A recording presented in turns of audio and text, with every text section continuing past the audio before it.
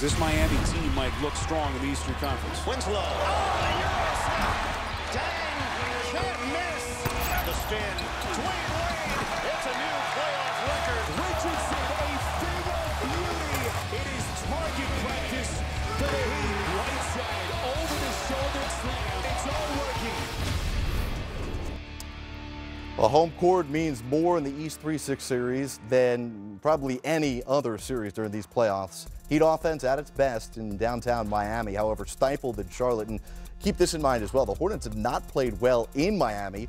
Plus, they come into Wednesday having lost 9 straight road playoff games. To show you how it went down, Dwayne Wade looking to get back to home sweet home. Nick Batum didn't play the last 2. Ankle injury. He's back, but coming off the bench. Early on, Charlotte guys looking like its regular season self. Yeah, Charlotte came in definitely with confidence after winning 2 playoff games at home in terms of games 3 and game 4. And they had momentum coming in the first half. They carried that momentum, and I thought Jeremy Lin really came in and did an excellent job for them. Lin there on the other end. Charlotte, I should mention, in the first quarter, 5 of 8 from downtown. Remember, they're the team that took the 4th most threes per game in the NBA, but got away from that early on in the series. Here, we get the Heat getting it going inside. Dang there. Miami 10-2 in second chance points in the first half. Yeah, and this play right here, I thought, kind of got their confidence going. Dwayne Wade turning back the clock here with the elevation and the finish, and that was big because they had been struggling to get stops against Charlotte there and put together a nice stretch to end that first half. Wade 10 points in the second quarter. More from Wade, the floater. Big bucket late in the first half, but it was Charlotte up by 2 at the break. At one point in the third quarter, the Hornets missed 12 straight shots, and the Heat went on a 12-0 run. Yeah, and again, it looked like at this moment that the Heat were going to take control. I mean, the confidence was starting to show, and you could see Charlotte just hanging their heads a little bit. Nick Batum struggled early, but Steve Clifford confident in the veteran. Yeah, you know, Batum's been through some moments in the playoffs. He understands how to make shots and when to make shots, and I thought Clifford did a great job in sticking with him and staying with their rotation. Miami down by 1. Wade puts the Heat in front 86-85. Luol Deng coughs it up. On the other end, Courtney Lee for the Hornets. No.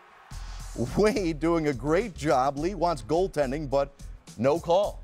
No, and it looked like the right call. I don't think that Dwayne Wade touched the basketball. And at that moment, it seemed like that might be the play of the game. Now, Hornets still down by 1. Walker, no. Lee, another crucial offensive rebound. Lin gets it to Lee, the 3 and the lead for Charlotte. You like his confidence, you like his belief in self, and he turned around and he made the shot. And here at the end, you see Miami struggling to get a shot off. Pass. Wade gets the rebound. Thinks that he's fouled here, but there's no call, and Charlotte goes on to win the basketball game. Wade none too pleased about the lack of a whistle. Was it verticality on Zeller?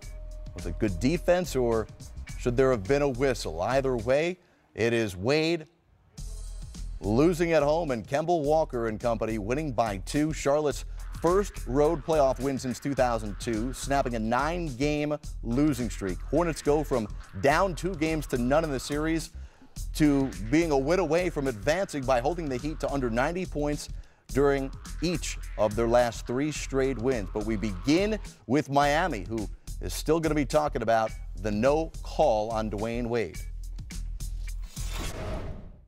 Well, I haven't looked at it. It's pointless now. There's no reason for me to look at it. It ain't gonna change anything. I thought I did, but it wasn't called. Did you have a chance to look at? No, I didn't. I don't need to. He got fouled. Look, it never is decided by those plays, but from my vantage point, Dwayne certainly looked like he got fouled on the offensive rebound. That may be Wade's attitude, but South Florida is going to be harping on this one for a while. We could pinpoint a lot of other mistakes Miami made in that fourth quarter, but let's begin with the obvious here. With the no call there, Isaiah, does Miami have a legit gripe? You know, it's questionable. You know, those are 50-50 calls. They can go either way. You can call lower body contact if you chose to, or you can let it ride. At the end of the game, the official who's standing at the end of the baseline, he has the best view. He decided not to blow his whistle, and you move on. That's how the game goes. But you can see there is lower body contact. Who initiated it? Did Wade initiate it? Did Zeller initiate? You know, it's tough to say, but, you know, you have to trust the official in this situation and know that he had a better view than any of us looking on, you know, secondhand. Yeah, listen, there was contact, but contact doesn't necessarily mean there's a foul, as we've seen throughout the course of the postseason, and as we always see throughout the postseason, there is going to be a little bit higher level of physicality. Officials tend to force you to play with more force, and I think that's what hurt Dwayne Wade on that play. You know, he wasn't able to gather and go with the kind of force you needed to put the onus on the official there. And you're right, there's going to be a lot of focus on that play, but the Heat didn't make the plays in the fourth quarter when it was winning time. You know, you heard Coach Clifford talk about that offensive rebound. That was the play of the game in a lot of respects. They get that rebound, we're not having this conversation. Yet Courtney Lee's able to come up with it and knock down that triple to give them the lead in that situation. And Dwayne Wade had a really solid game, but, you know, they had too many mental mistakes in that fourth quarter that cost them in a game that was winnable. You know, you get Kemba Walker to shoot 4 for 18 from the field. You got to feel like that's a game you should win if you're the Heat.